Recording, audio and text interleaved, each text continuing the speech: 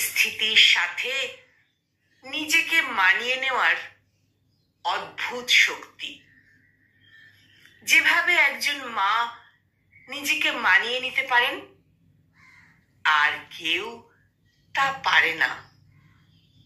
মা এক বিশাল নদীর মতো, তার গতিবেগ অপরিসীম, কিন্তু অহংকার শূন্য।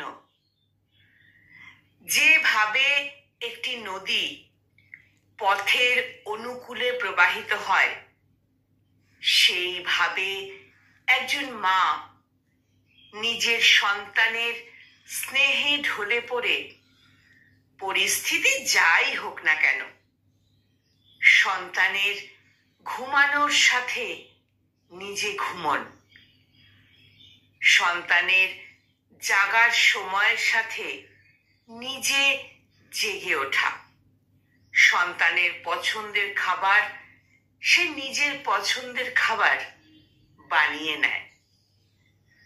একটা মায়ের আঁচলই বটে, যা রোদে ছায়া হয়ে আসে, যা শীতে কম্বলের কাজ করে।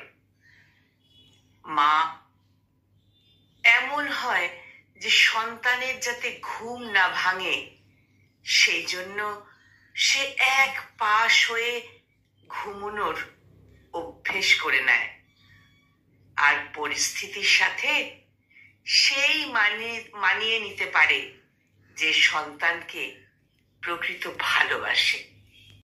মায়ের সম্বন্ধে এই লেখনীটির কলমে তন্ময় দে আর কণ্ঠ প্রয়াসে আমি নিবেদিতা।